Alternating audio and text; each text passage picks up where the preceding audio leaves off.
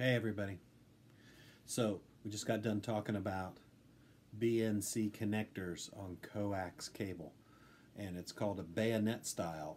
Why is it called bayonet style? Let's find out. Here is my Civil War rifle, 1858 Enfield.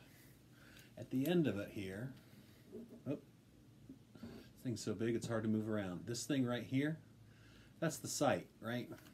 That's the thing you look down the barrel, and the thing you want to shoot, you put it there. So remember that, that's the sight. This is Civil War bayonet. This connector is how you put it on the rifle.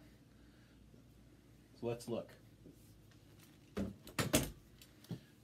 Remember the sight?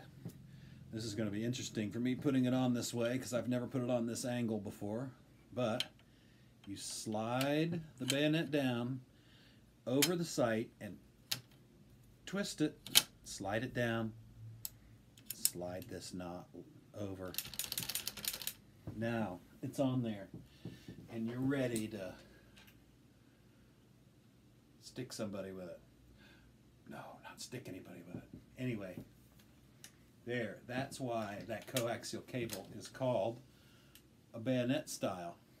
Slide over, slide up, and out. Over and out.